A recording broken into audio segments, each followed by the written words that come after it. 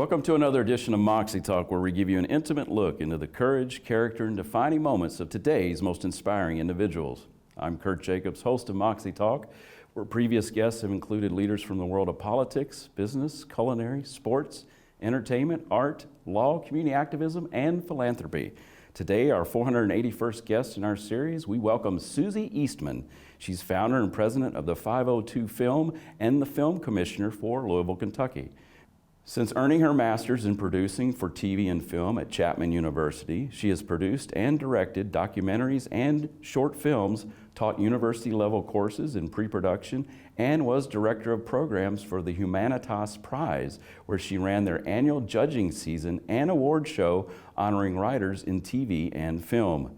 While there, she also created the multi-studio TV pilot program for emerging and underrepresented writers called New Voices of Humanitas.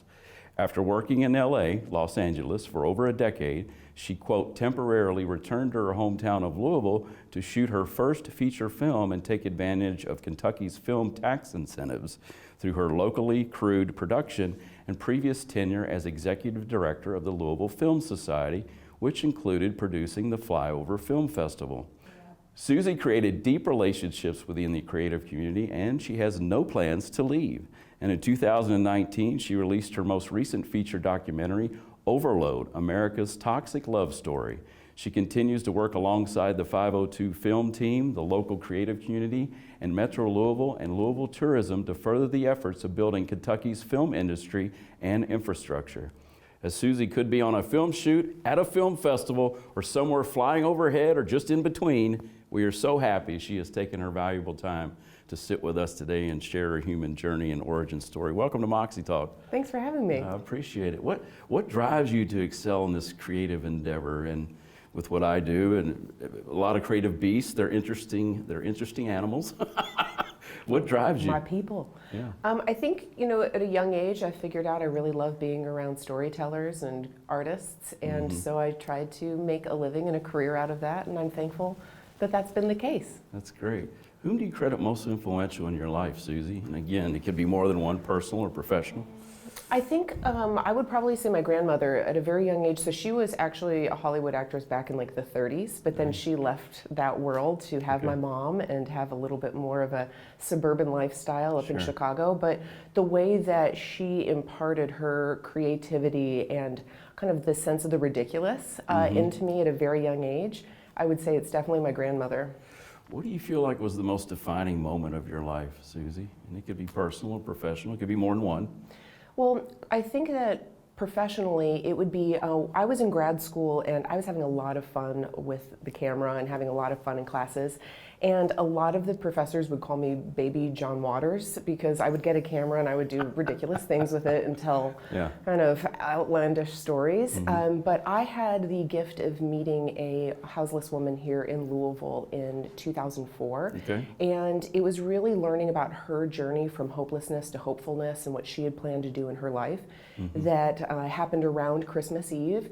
And when I met her, I was so impacted by her story, and I realized, you know what, I have the opportunity when I'm behind the camera to take information and distill it into something that can be informative and inspiring.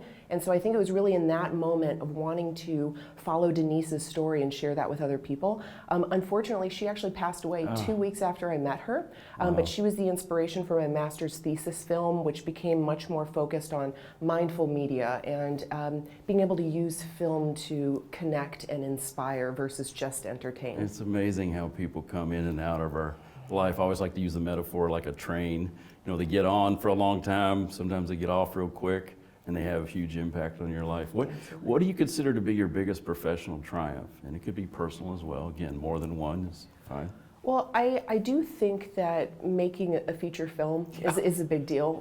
For me and in my industry. I have a lot of fantastic people that I went to grad school with, and we all, I have my master's in producing for television and film, and I worked much more on the side of development and production out in Los Angeles. But when you actually are making a film versus helping other people make their films, there's an incredible sense of ownership and kind of overcoming, because that was an incredibly long journey when it comes to just coming up with the idea, then getting the funding for it, executing it, and then getting it distributed. that is a long journey, and that felt very successful and happy to me. Well, that dovetails nicely into our next question. What do you consider to be your biggest life lesson learned? Again, it could be more than one, personal or professional. I think probably just the tentative nature of life itself. I think I've been aware of that since I was very little, and not like in a negative way, not where I'm thinking of things too deeply or too profoundly, but just I think maybe being very present and recognizing the gift that exists in each opportunity and each connection. That is really what I would say is a big, big lesson for me. Susie, what do you consider to be the biggest risk you've ever taken, and did it pay off? Well, I think I would go back to high school me and saying, hey, guess what? At age 18, I'm going to go to college in Manhattan. I'm going to pursue, at that time, broadcast journalism is what I thought I wanted to go into. And then that morphed more into documentary filmmaking and then into producing. But I think that being from Louisville and saying, you know what, I want to see the world, I want to be a part of this big, big world, and going out there and taking that risk, that would probably be the original risk, right? That like OG risk that you're like, how did that kind of set the trajectory of your life? Right. And I would say it was like dreaming big and executing that. I don't come from a family that has a ton of money that says like, what's your dream? We'll make it a reality. It really took planning on my part, finding the right affordable schools that I could go to, and then setting a plan into motion and making it happen. And did you have anyone in your family that was in the Los Angeles area? I had 15 family members move to Costa Rica 2 months before I moved to LA.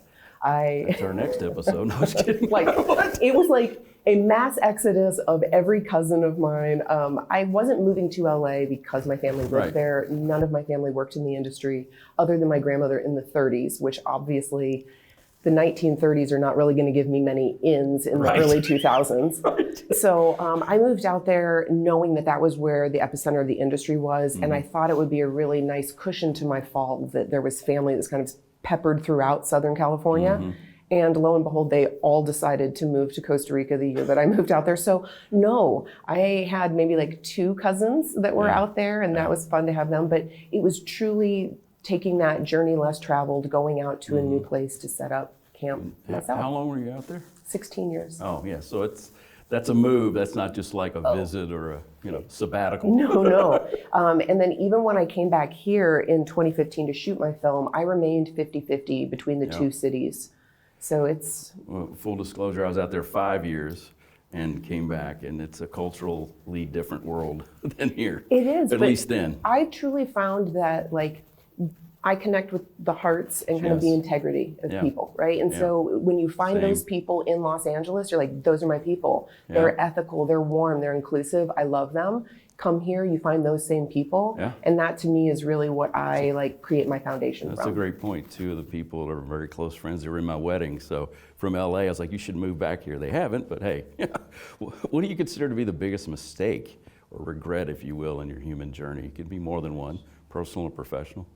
It's not something that I've thought about, and it's not something that actually I want to spend much time thinking about, right? So I think that if each day we wake up and we're like, am I hitting the goals that I have? Am I living with the ethos and values that are important to me, important to my family? Then I know that day is a win. And when you get to be our age, you get a little more perspective, is what I call it, and you can start to connect the dots in your life, and you start to see, at least in my opinion, that it makes sense. It may not have made sense at the time, but looking back, it has kind of its own recipe, its own thing to it. I don't know if you've thought of that.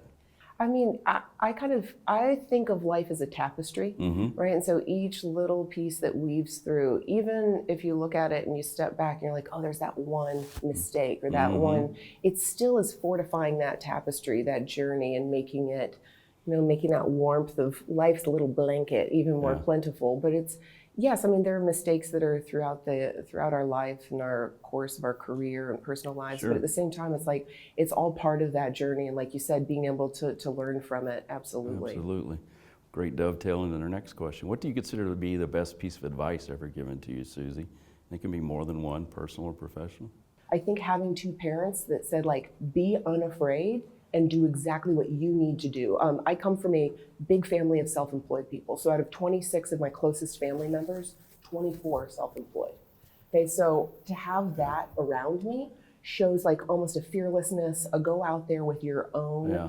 your own drive and your own purpose and find that. And so it wasn't like I don't have like family businesses that I could take over and be like, hey, I just got this business I inherited. It's like, no, it's not like that. Yeah. But they all had their different focus that they have in their lives, and they just said, find yours, and whatever it is, we support you. Well, with the nature of your work, people are going to gravitate towards this interview, this Moxie Talk. So what advice would you offer a young person, regardless of gender identity, socioeconomic background, that wants to get into acting or directing or producing or just the creative arts? You know, right or wrong, culturally, it's a harder road.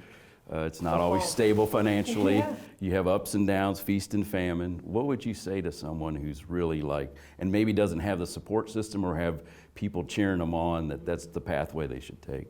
I think finding your tribe at the youngest age possible, and surrounding yourself with like-minded people. And like-minded, I don't mean that every single thing in terms of your ethos lines up. Right. It's about the way you perceive yourself in the world. To me, I am a small entity in a big world. Amen. And I love to learn from the world. So it's also, I think, very important to stretch your belief system, to stretch what you know, be uncomfortable. So the only way that you can grow and truly find out who you are is by going into different situations that maybe you weren't born into, that are not innate to you. Push yourself to learn about the world around you, because then you can truly develop who you are by choice. Yep. And I've also made this comment before, you can be a mega famous rock star, actor. You love the work, the life you've built. You've had a lot of people help you, and you get up that morning and for whatever reason, you're a human being and you don't have the oomph, but you got to find the oomph and you got to deliver whatever it is. And that's always been fascinating to me about people at that level of either fame or fortune or notoriety, how they're able to navigate that. When was the aha moment for you? You had mentioned the houseless person earlier, when this was it. I mean, this was the pathway. Oh, honestly, I can tell you that it was Monday night of my first day of grad school. Okay. And the reason for that is because growing up in Kentucky at maybe 12, 13, I was like, oh, I really love running around with a camcorder. A camcorder that was like this size, right? That's exactly what they were. And making like commercials and being like, it's a Folgers commercial, we're in your mom's kitchen, now start making coffee. It's like, and then like grabbing people off the street and being like, now will you do this or that? And people in the neighborhood are like, what are you doing? Right? So you have an idea, and then you grow up. And I went to New York for undergrad, and I realized broadcast journalism was not my thing. So I came back to U of L and finished university here, knowing that what I wanted to be my next step was working in film or TV. Right. And so you have this idea that says, hey, I think this is what I want to do. I applied to grad school. I went out to Los Angeles, and my first night of grad school was a production course. And sitting in there with 20 individuals from all over the country, all different backgrounds, and all of us believing that we were pursuing what was going to be our career, by starting this sort of education.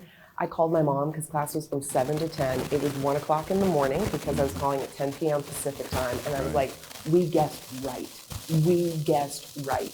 And I think that was like the coolest moment, to be like, I've moved all the way across the country. I've enrolled in this program. And to sit in there with like-minded people and say, I'm entering the industry that I know I'm going to love. Yeah. That was it.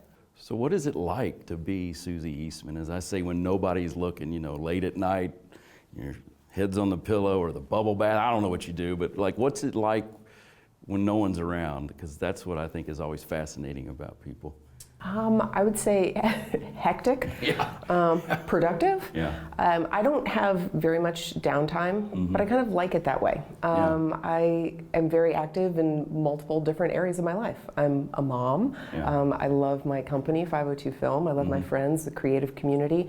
So I keep myself very busy, but it's a lot like a film set in a way. There are a lot of moving parts, a lot of things going on, and to me, I'm very stimulated and excited by the life that I live and I've chosen to live and I've built for myself. So a day in the life is a little hectic, but always pretty fun, positive. I love that. I love that. So we're going to do a quick, what I call life in pics. I'm going to hold these up and you can tell the audience, this is you on the cover of The Voice. Yes. Yes, how did that go? That was fantastic. I It was love it. It's really good. cool that they were interested in Yeah. kind of my journey Yes. of like how I've created my career and my family, all by choice. Yes, we'll but talk yeah. about that. And this is Hugh with Governor Bashir. Looks like Kentucky Colonel, maybe? Yeah, 2 times over. Oh, 2 times? Oh, yeah, because Hey. one's not enough. No, because one's not enough. I had to get one when I was 6 months old because apparently that was. You've achieved so much at 6 But months. back in right? the day, like families, you could do that and ask for favors. But now this meant so much more to me because Absolutely. it's like a reflection of some of the work that I've been putting in Absolutely. for our state. So Absolutely. it felt good. And I obviously love our governor. So Yes, he's a good dude. He's He a good is. dude. He's a good dude. I'm Colonel as well, so that and a All right, bag so of chips from will now get you on, into we're not referring to each other by name. We're just Colonel and Colonel. Colonel. Okay, that'll Love it. work. Okay. That'll work. And here you are. Is this involving your documentary, right? Yeah, and I just like to surround myself by JPEGs of different products in all of my photos. No, that is the main promo shot for my documentary Overload, America's go. Toxic Love Story. Cool. And there's the title shot or the Yes. movie poster, however you'd like to describe it. Yes. How'd you come up with the name? I think it really, obviously it was about the amount of toxins that we have in our bodies, Yeah. and it's an incredible amount. So we're kind of overloaded and bombarded by these things Yeah. throughout our daily life. Oh, hey, by the way, I'm real fun at parties. I'm like, we are bombarded by toxins in our lives. Don't drink that. Yeah. Don't eat that. Don't touch it. Don't Right. smell that. Don't wear that. I'm real fun. No, I'm pretty moderate, 80-20 rule for me. But Overload America's Toxic Love Story, it's because all of the things we like, all the products we use that we love, Yeah. can expose us to things that could ultimately be a little on the negative side. But for me, again, I like to be a bit middle of the road on that. But Yeah. yes, Overload America's Toxic Love Story. But a lot of us have things that I don't want to say irritate, but then to make a movie or documentary out of Yeah. it, where did that come from? That's pretty fascinating. How did you blend the two, your creative and obviously your interest or disgust or however you want to put it in Well, I the was chemicals? working in Los Angeles. I had just created a pilot program called New Voices of Humanitas through the company I was working for, and that was helping underrepresented voices get new shows on the air. And it was really exciting to be helping other people get their voices and their ideas out into the world. Okay. And it was right around that time. By the way, I am a pre-planner extraordinaire. Okay. And I started Googling everything I needed to know about one day when I wanted to start a family, what I needed to know. course. Like, because, lighthearted stuff to Google at like 11 or midnight. Right, I'm like, yeah. "Nah, what would I do one day to get pregnant? Yes, let me pre-plan everything." So I'm like reading that and I stumble on a research paper that was done where no baby is born with less than 200 synthetic toxins in its body in the That's United nice. States. So like babies are already full of flame retardants and plastics and pesticides. And I to was know. like, well, that's kind of gross, and like if it's in them, that means it's in me. Right. So it started this little journey wondering if I could ever impact what was in my body. And living in LA, anytime you have a decent idea or you're like, I wonder if I could impact what's in my body, people will say, hey, that should be a movie. And you're Yeah. like, no, it shouldn't be a movie. It's just a question I have. It's something I Googled. And they're like, no, it should be a movie. No, really? And like, you eventually want to have a family, so like, why don't you be in it? And I'm like, bro, I don't make movies with me in front of Yeah, them. right. I'm like, I like being at a desk, working on budgets and contracts, not putting myself in front of the camera. And now it's Yeah. just like, okay, I guess this is just part of what Mm-hmm. I do. When there's an interview, I'll get in front of the camera, or when there was this film I wanted to make, let's do it. And you're happy with it, how the whole experience, I how mean, it turned it's out, done, and it's so great. No, It's great. no regrets. Exactly. It's out there. Here we are. On a lighter note, looks like you're here with a friend. That is the film commissioner of Cincinnati in There you northern have it. Kentucky, Kristen Schlottman, Gotcha. great colleague of mine. Looks like another film event. Out there representing Louisville, Kentucky at the American Film Market, There trying to we go. attract productions here. And here you are looking very political. Oh yes, Yes. really excited to be speaking about the growth of the film community at the announcement for the Louisville Gardens back in December Absolutely. 22. And we'll talk about that. Looks like a big outing here. That is our annual wrap party for 502 Film, where That's about great. 300 or 400 filmmakers come out to celebrate what we do. And she's looking very creative here. She's around some film equipment people. She must make movies. Must make movies. Who's this cute little one? That's my tiny human. That's Yes. Irie. I love it. Yeah, that's my So baby. cute. My best production to date. Exactly. I know all about that. I got one Yeah. myself. Here's your other My other half. running crew, as So I I call it. that my alpha and my omega. That That's is my great. mom, who is also the co-parent with me for my beautiful. daughter. A unique situation we have and we Absolutely. love. And This is D. Tran. He's been on our show as well. Oh yeah, fantastic. photo Met him there. at Rotary speaking Absolutely. engagement. And here you are at the same event, it looks like, from earlier. Yes. Then Mayor Fisher. And here you are, looks like an outdoor. Yes, I brought Mayor Greenberg and Rachel Greenberg to set for Bob Trevino Likes It to meet That's John great. Leguizamo and There we the go. team there. There we go. Looks like another fun outing here. Yes, that's our annual Sundance party for Kentucky Film. We have about Nice. 400 people that we entertain there, and then bring roughly $20 to $40 million of films from that Wow. party to Kentucky. And where's this? Sundance again this year. I love it. And I want to bring up this guy, and only those that are in the world of film and film production and talent agent, Michael Ovich. Yes. You had worked with him in your That time is in Los Angeles. Yeah, I was like, what is a picture of my very first boss doing here? Former president of ABC Disney. He created CAA, which is one of the most popular artists agencies. Yes. And he also created packaging, which I think is very cool. So packaging is when a script will then have a director who signs to it, and then an artist who, an actor who signs to it, and then they shop the script to find funding based on that package. Yeah, and it turned out to be a very successful format. Oh yeah. Very. What do you feel people get wrong about Soozie Eastman? In other words, do you ever feel misunderstood? Do I ever spend 1 minute of my day thinking about that? I don't. That's great. There's not enough time to think about what people, I mean, and I don't mean this like in this irreverent or like I kind of understand. careless sense, because obviously I don't want to hurt people's feelings. I'm not out to take people down. I am community and cohesive minded. But if I spend time looking in the mirror or trying to think like, what do people not like about me? What are people saying about me? It's like, that's time that I'm spending on something negative versus saying, what can I be doing with my time to connect? What can I be doing with my time to build or to love or laugh? And it's like, I know that sounds like or some sort of like cheesy poster, but it's the truth that it's like, I don't actually care what people get wrong about me. Well, I'm a recovering politician. I ran for office. I have this show. And as you know, when you're fairly visible, people form opinions of you. And I have this thing hanging in my office, which says, your opinion of me is none of my business. No. Because you can't, and you reach a certain age where you don't have the time for it. Again, it's not irreverence, it's just an acceptance of this is part of the human condition. This is how it rolls, you know? Yes, and like if you want to be true to yourself, to your community, to the things that are important to you, there will inevitably be people that don't agree with you or don't like what you're doing. But if you know that you're waking up with like inclusivity and cohesion and community in mind, it's like there will be times you have to say no or you do something that somebody doesn't like. But ultimately, like if you're holding true to yourself and the people that you love, that's really has to be the only litmus test. Can you define creative leadership, as I call it, because that's what I consider you, a creative leader? You know, we've had a lot of servant leaders, thought leaders, community servants, but I see you more as a creative leader. Could you describe that in one word in the great English lexicon or a phrase? One word, please. Have you met me, Kurt? I I'm like, know. I will give you 30 words.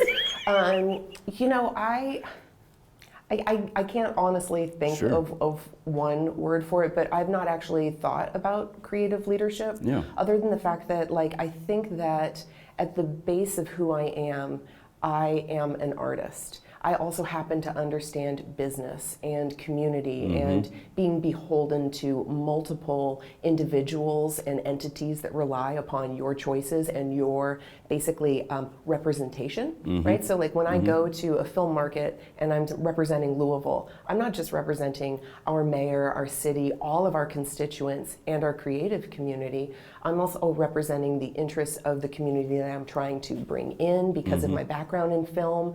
So I think that ultimately it is about being a leader who can consider the needs of all of the constituents and the art at the very basis of what we're doing. You have to keep that in mind. So I would imagine that's similar with the ballet and the orchestra and actors theater, is that the art is the foundation of it, and then there's also the business and all the constituents. So it's really kind of being mindful of all of those spokes in the wheel. You'd mentioned integrity earlier, and I think in a way you're basically saying in a very articulate way, authenticity. You find the authenticity in people, and I feel I do that to a degree as well.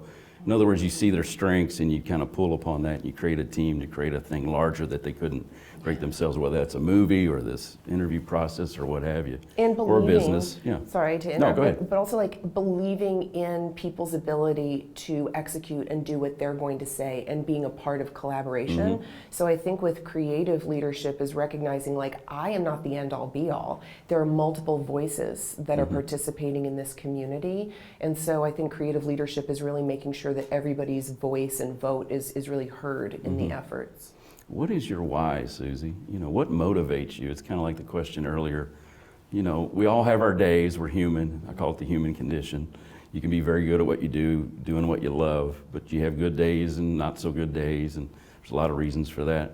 But what is your why? What keeps you going, you know? I mean, honestly, I would think that saying like my community, the people that I love, the people that I represent, the industry that I represent, and even within the community, that includes my mother and my child. And so I think just being mindful of where I fall into kind of the heartbeat that is an entire community, and waking up and knowing that I get to work with someone new, spend time with someone. You know, it's like there are so many different things that I think can excite a day or give purpose to a day. And for me, I think ultimately it would be community. I learn from them, I serve them, I love them, I'm loved by them. You do. So it's a really beautiful symbiotic relationship. This is one of our more meatier questions. If someone were to ask you, what do you consider to be your single biggest contribution to humanity, what might that be? It can be personal, professional, it can be more than one. Well, now that I'm a mom, there would be a part of me that would say like my kid, because I can't wait to see what she's going to do. Yeah. You know, so I think, but that's kind of like an esoteric, like. Right. But I get it as a parent. I get it. I think in reality, it's like, you know, I spent many years either being not paid or being underpaid to be able to create a vision that I had. And so I think that potentially I would say currently my greatest contribution right now would be that I'm trying to give a voice to an industry that's growing here and to individuals that are making their income and their livelihood here in our community. It's true. So to me, I would say that.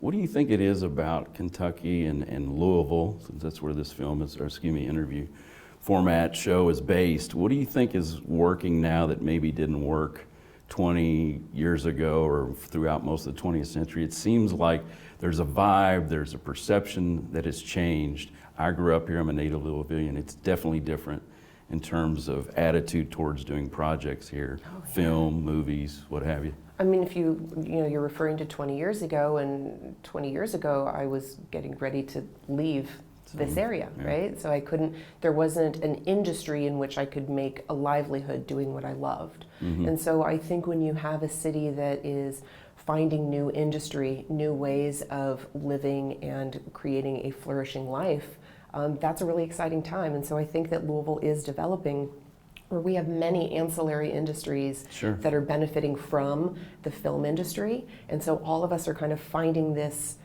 cool rhythm and increase in visibility and in dollars and revenue coming into our community, and that's really exciting. That's great. So the Louisville Gardens project, which is fascinating, will it become reality? I don't want to put you on the spot. And when it becomes reality, won't that be a game changer? I mean, you and I know as well as anybody else that when there are developments, sometimes they go through, sometimes they don't. So I'm not a developer on it, but I believe so strongly in the people that are. It's a great team behind it, and I believe that we are headed towards this incredible facility becoming a reality in a few years. So yes, we all saw, you know, recently that it's been announced that it's going into development later in 2025. So it'll be very interesting to see how quickly that can turn around. I suppose it'll be a couple years because it's a behemoth project. Yes, it is. But I think that it will be what I refer to it as is the jewel in the crown. I think we really need that sort of large facility to level up, but I'm really excited for all it stands for. So I know you were highly involved in trying to get the Sundance Film Festival here, and for those that may not know that see this, that's pretty much the Super Bowl of film festivals. We were in the short running. What was your experience like that? I'm not asking like what we should have done better. I'm not going to do that. Just just what that entailed, not just politically, just making it a good representation for our city and state. That's a pretty big little bit of pressure. You know, I have to tell you, yes, when they're like, here is something that is potentially $130 million a year that would be bringing revenue in to the city. Let's see what we can do. Yeah. You know, that's like, okay. Let's do this. But you know, it was.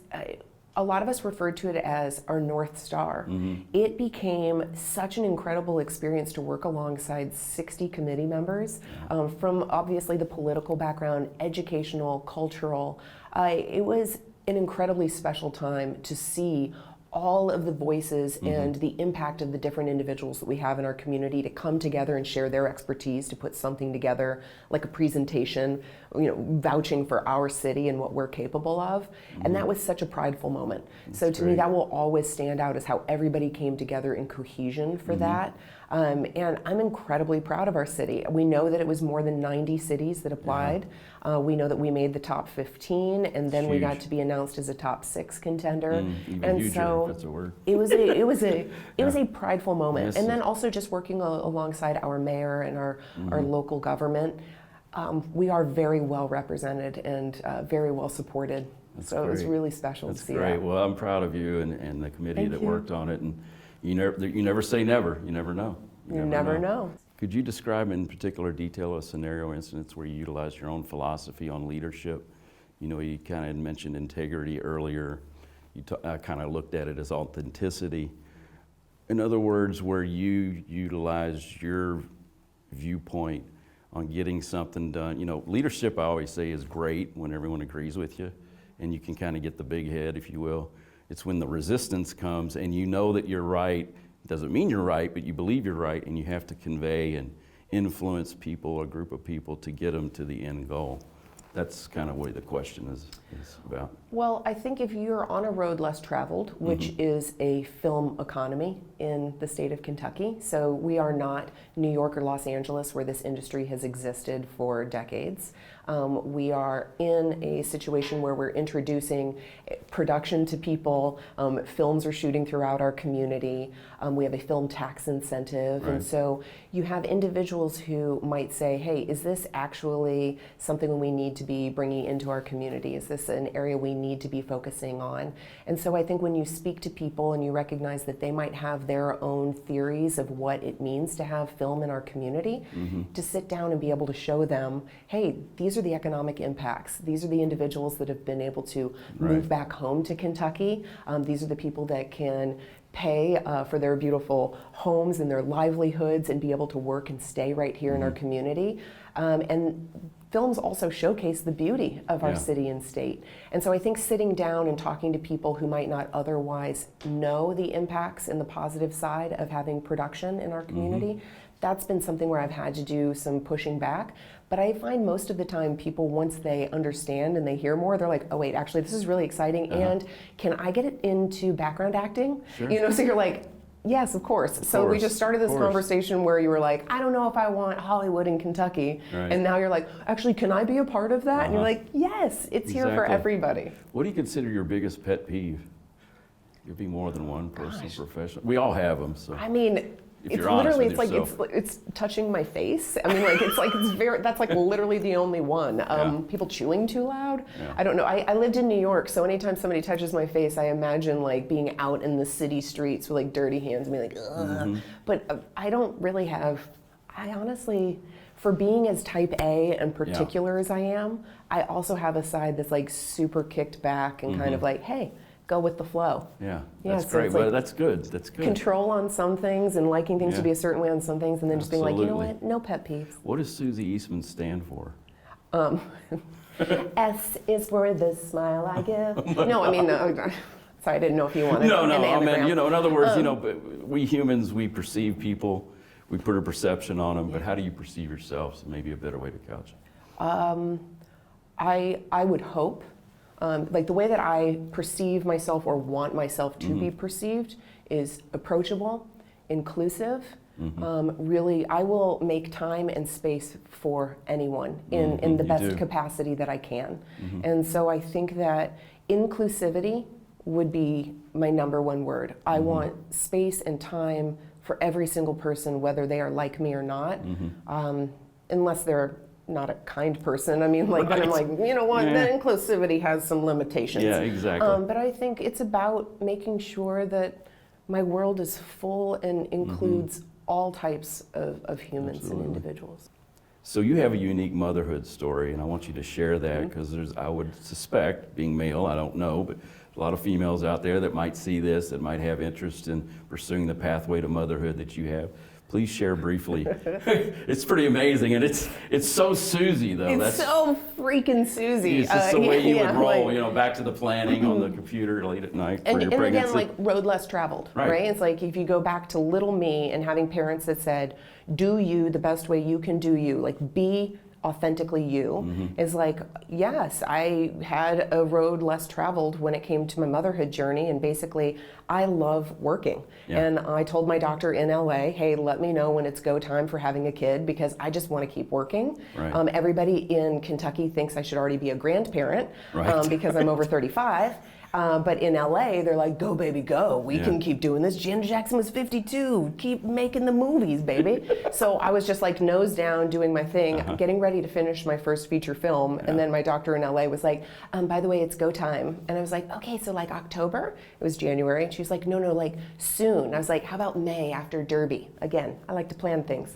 And she's like, no, like in 8 days. And I was like, that's a really quick turnaround time to try to conceive a child, but let's do this. So I called my mom and I was like, hey, you know, this is kind of some news I wasn't expecting, but I think I need to consider making a kid in a short period of time. And she was like, you know what, and I'm without a partner, you know, as I'm experiencing Minor detail, I wasn't partnered. I was like between LA and Louisville, 50-50, living that fun filmmaker life, and then all of a sudden you're like, oh my gosh, wait. I have a ticking clock, and that clock's coming to a close. I've got to do something quickly. So long story short, my mom has her own business. I have my own business, and my mom was like, I would have loved to have had more kids. So if you're open to it, like, I'd be very open to parenting a child with you. And so I was like, let's go have on a baby. Except not, because she's financially and legally entirely my child, but my mom and I raised my daughter in our own independent homes. And so my daughter has two moms, my mom and me. There's your next movie. I live it. I don't need a movie about it. I wake up to it every day. I love this next question. You granted 2 weeks today. You are driving your own bus. You know, money's no object, ideally no technology. Am I dying at the end of these 2 weeks? No, this is not like terms of endearment. I'm going on an adventure. I'm not like the adventure is death at the end. Okay, all right. We're all going to do that, but that's another TV show. In other words, it's no responsibility, 2 weeks, 14 calendar days, 10 business days. So it's a chunk of time. It's not a weekend. All right. Where do you go? What do you do? Who do you take with you? I, right now, would really like a hammock on the beach and no one able to find me, cell phone away. That's why I said no technology. Yeah, it's like, I really like the idea of just escaping and being on a beach. I think probably going, you know, full circle to go visit my family, probably down in Costa Rica. They they live in the jungle. And you can sit in a hammock and eat pink grapefruit with monkeys. And so I feel like I miss my family. I'd love to go see my. Now, are these cousins or grandparents or whatever? These are cousins. Okay, just trying to get a perspective for the audience. So these are all like first cousins. I don't come from a big family, like immediate family. It is my mom and my daughter and myself. That's all we have. But we also have built a beautiful family around us, of chosen family. I think it's just this notion of getting off the grid. Last year, I decided on a whim with about 1 week notice that I would rent an RV. I'd never driven an RV. I would rent an RV out west and I would take my kid out to some of the national parks. And I'll tell you, like, that was the most fun on a whim trip. And like putting myself outside of my comfort zone and driving an RV. It's like, those are the sort of trips that I want, where I kind of push myself outside of my comfort zone, check off and get out of the grid and just be present. I love it. Those are the best kind, the spontaneous ones.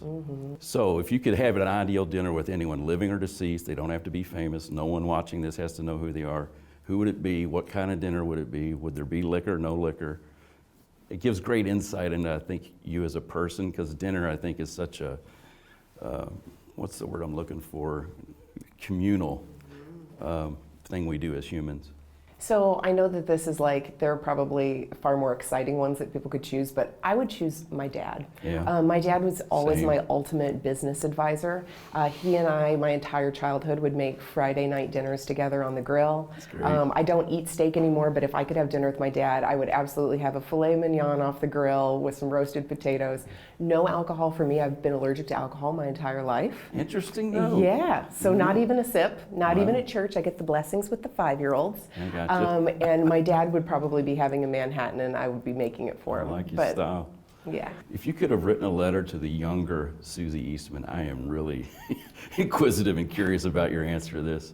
You know, what would you have told the young Soozie Eastman, you know, under the age of, say, 16, 8 to 16, somewhere in there?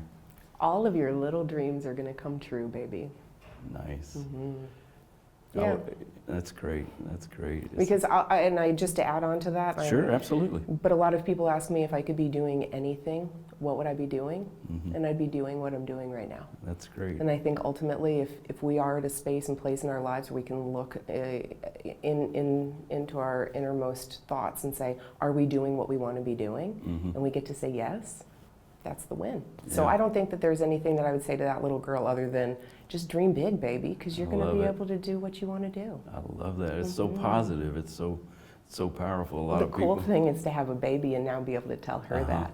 And it's interesting being a parent myself, and my dad and I were very tight, almost like brothers. Quick aside, and now seeing me do the fatherly role to my son, who's 13 as of this filming, and you hear my dad's voice, or sometimes I've told the crew when we're editing, and I'll hear something or a laugh or a chuckle, and I'll be like, and it's me, and it's not, you know, so those things that you just can't those little nuances that come along. So true. This is our favorite question. It's our signature question. 480 guests before it, whether in the studio seat at a music festival or red carpet at the Derby or what have you. We've tended to ask this question to everyone. How do you want to be remembered, Suzie? You know, God forbid you walk out of here today and it's your last day on earth. Family, friends, colleagues, the film community. How do you want to be remembered? Oh, I think the number one way would be that I gave people a space and place. Like that they knew always love, always acceptance with me. People can come to me with anything and I will accept them and love them and find a space No for judgment. them. No judgment.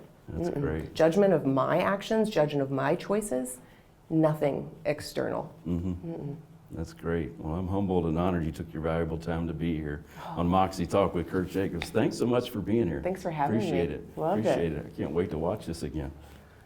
If today's story has inspired you and you know of a guest who has a story worth sharing, we'd love to hear from you. Just go out to the internet and type in Moxie Talk with Kirt Jacobs. We're on all your major social media platforms. Until next time, I'm Kirt Jacobs. Thanks for watching.